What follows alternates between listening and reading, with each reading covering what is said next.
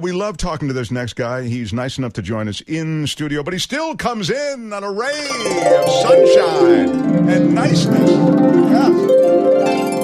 Woohoo! He's Michael Snyder, everybody, the culture blaster. Hey, good morning. I can't believe I'm up and at KGO. I mean, I am not really a morning person. But by the way, in case you call me, here's a little reminder. No matter what hour of the day or night I might wake up, it's morning to me. So be gentle. Just be gentle. Anyway, I was listening to the lovely – I came in on a rainbow, and it reminded me that this morning, to power up for the show, I had me a big bowl of Loki Charms. Loki Charms, courtesy of that cereal magnate and military hero General Mills, who apparently allowed the Norse god of mischief to steal the charms from Lucky the Leprechaun for a synergistic tie-in to Marvel's very clever, very witty, and engaging new miniseries on Disney Plus, Loki. So, holy cow. Very nice. Wow. A lot going on there. I love Loki, but I love Loki. Not to be confused with I Love Lucy or I Love Lucifer, which is another show I like.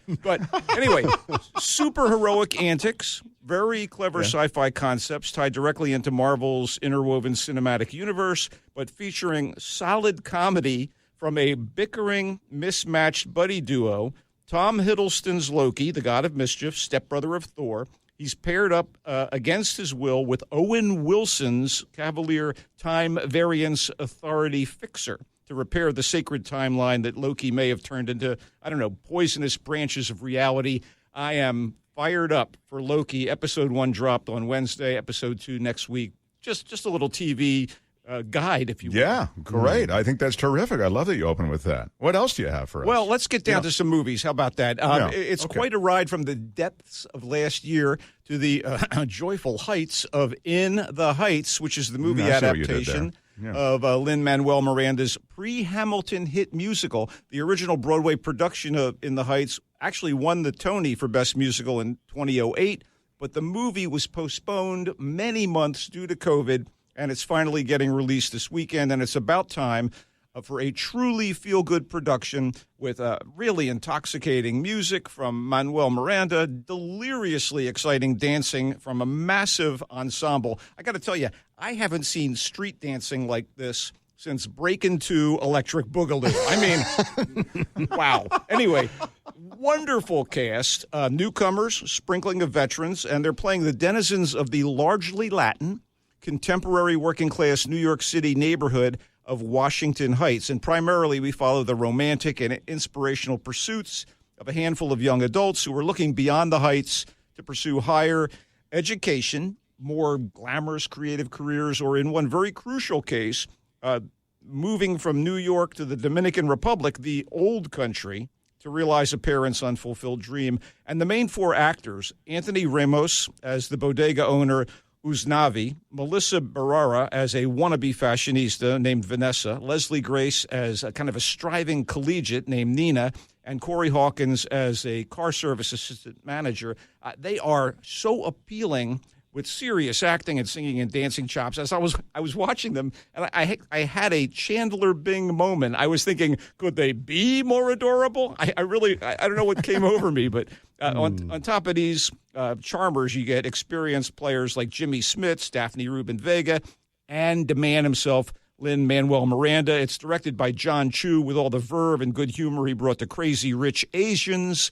In the Heights appears to have been shot actually in Washington Heights, albeit somewhat idealized, and the Latin flavor and the genuine Big Apple setting kind of brought to mind what I think of as the pinnacle of American musicals, West Side Story, which has, by the way, an intriguing-looking new screen adaptation coming from Steven Spielberg. But In the Heights is not tragedy-driven. There's no star-crossed Shakespearean story of Romeo and Juliet. You got lovers, and there are some sad moments of loss along the way, but this is a sweet, uplifting experience in theaters where it's glorious on the big screen and streaming on HBO Max where your delight quotient might be impacted by the size of your TV. In the Heights. Wow, Brett is going to see it this weekend, as a matter of fact. I'm going to the theater for the first time since the pandemic. Did you go to the theater, too? I saw it in a theater, and I wore my mask like a diligent citizen, and I enjoyed it immensely. It's pure entertainment. If you're expecting something very deep, you're not going to get it. But the music is so engaging and up. I mean, honestly, my butt was shaking in my seat as they were up there on the screen. Wow. Awesome. I don't think you should apologize for how you feel. Yeah, I try not to. Feel good about your All right, let's go down the tubes for a second. Infinite is a sci-fi-ish action movie about two factions of reincarnates, one trying to save the world from the other, and it stars the lumpy working-class hero Mark Wahlberg. The great Chiwetel Ejiofor is in the cast. The movie's directed by Antoine Fuqua of Training Day fame, but it's a serious low point for Fuqua, kind of a banal exercise in bogus world building and kind of extravagant violence for its own sake style. And as rote as the direction is and as meh as the script is, its biggest problem is Wahlberg, who plays an infinite. And that's what they call themselves. He's on the good side. And when we meet this schlub, he doesn't even remember his former lives. So he's unprepared when Ejiofor's immortal bad guy character comes after him. The bad infinite, tired of living forever, wants to burn down the entire world, like any supervillain worth his sneer would. So Marky Infinite has to get up to speed and down to business. He has to save everybody. I don't know, Wahlberg with that furrowed brow, he never looks or seems timeless or sage or sophisticated as he goes about this cliched daring do. He looks like he wants a beer. That's about it. I mean, would this have been better with like Eric Bana or Gerard Butler in the lead? Maybe, only marginally. The script, the whole thing feels like a retread, which I guess makes sense in a movie about reincarnation or immortals. But, it doesn't have to be tedious. The Charlize Theron movie, The Old Guard, had a similar sort of theme. Mm-hmm. That worked by comparison, and it's certainly a better movie than Infinite. Infinite is available for streaming on Paramount Plus now. I don't think you should apologize for how you feel.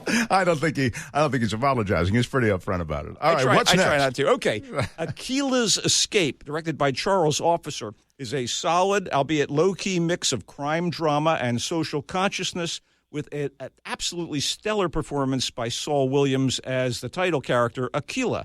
This guy is an aging Toronto-based drug dealer of Jamaican descent, and he's also a decent and morally upright person in a very sketchy business. And right as marijuana is being decriminalized in Canada and the game is changing, this rogue outfit makes a grab for a large stash of cash belonging to the mob boss who employs Akila. So one of the participants in the robbery is a 15-year-old boy whose unfortunate circumstances kind of mirror those of Akila when he was a kid. So now Akila needs to recover the cash without getting himself killed and at the same time somehow prevent the boy from falling deeper into a life of crime. It's a good character study with film noir elements and some very tense moments, and certainly merits a stream. It's in theaters, and you can see it streaming via Fandango now, Apple TV, iTunes, and Google Play. Wow. I like this. That would be, so it's a caper movie a little bit, but also it's just shoot 'em up, Mark. There's some bullets are flying and people are dying. So, yeah, there you go. Bullets are flying and people are dying. And it's a 15-year-old in the middle of all of this. In the middle of it. Good. Speaking and of 15... It's called Akila's Escape. Yeah, go ahead. Speaking of 15-year-olds, this is one for Brett. This goes out to Brett. Okay. 12 Mighty Orphans is one of those underdog-facing impossible odds sports movies that come along now and then to inspire us. And yes, Brett, it's based on let Brett ask. Story. I wanted Brett to ask the question. No. I just wanted to get there first. Brett always asks, is it a true story? Is it a true story? It actually is. Stop picking on Brett. So, 1930s Dust Bowl setting. It's very desolate.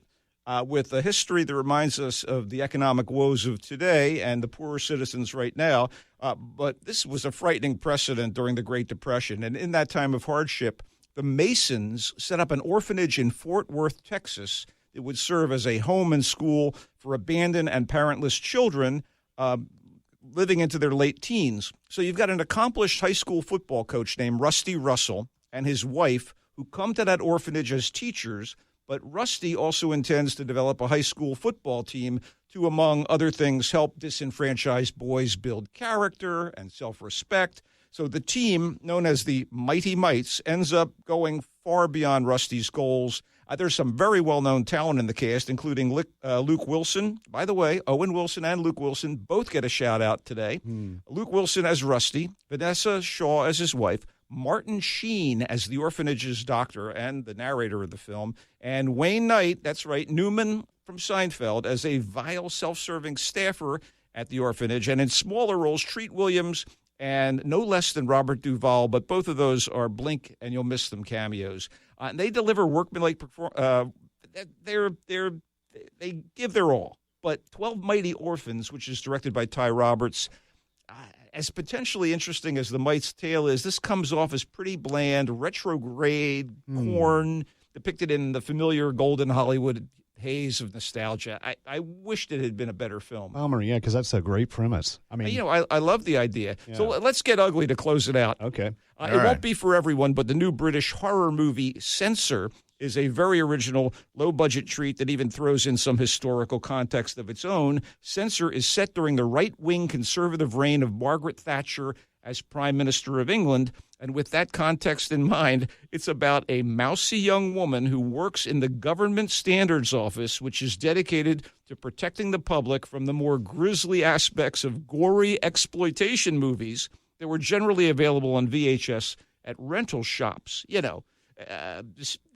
Stabbings, dismemberments, decapitations, all in fun, Anyway, they called them video nasties in the tabloid press, and these cheaply made movies got blamed for inspiring brutal criminal activity. So Censor depicts the pressure on these employees to clean up the movies for safe public consumption. Oh. So Enid, one of the censors on the job, is struggling with guilt over the disappearance of her sister when they were young, and the constant diet of bloody screen violence is not helping her cope. And in fact, it's triggering her, especially when she's tasked to edit a particular movie in the vaults that leads to some genuine horror. Censor is directed with an assured control of mood by an up-and-comer named Prano Bailey Bond. She's got a career ahead of her. And that's all helped immeasurably by British actor Niamh Algar, who you may know from HBO Max's Raised by Wolves. She plays Enid in convincingly unsettling style. In theaters now, streaming next weekend. Those are your movies, baby. Wow. You're down to 5% battery. Okay, but let me just review the movies. In the Heights, he loved it. It's a feel-good movie. He loved the music, and you should see it in the theater if you can, but it's available elsewhere. Infinite with Mark Wahlberg having put on weight for the role, I was reading. And too much I'm beer. just saying Too much beer. He made a big sacrifice, and Ejiofor, Chiwetel, is it Chiwetel, how does he say the first name? Chiwetel Ejiofor. Chiwetel, that's it, yeah. Chiwetel Ejiofor playing the bad guy. It's a bad movie. Akila's Escape. Sounds really good. 15-year-old caught in this big drug heist thing. It's a shoot 'em up. 12 Mighty Orphans, based on a true story. The real true story is you didn't like it, I guess, Michael Snyder. It meant well. It meant well, Mark. It meant well. So it wasn't awful, but yeah. No. And Censor, you kind of did like Censor, isn't that? I did, but it's a horror movie, so I don't think you. It's not for me. Yeah. A quick shout out to Dwayne Kuiper. I'm so happy where the Giants are right now, and their ever smooth play-by-play announcer with the greatest home run call in the majors. He's under the weather, but hopefully we'll be back on the air shortly. Keystone of the best broadcast team in baseball. Get back, get better, get back to the booth, Kuip. We really miss you. A good sentiment. Michael Snyder, you can find him on all social media platforms as Culture Blaster. Thank you for joining us, Michael Snyder, and bye. Isn't anybody but a we? What? The harp is what I'm looking at. That's what I'm looking for, yes. Bye, Michael. See you guys. Bye, Michael. Grab some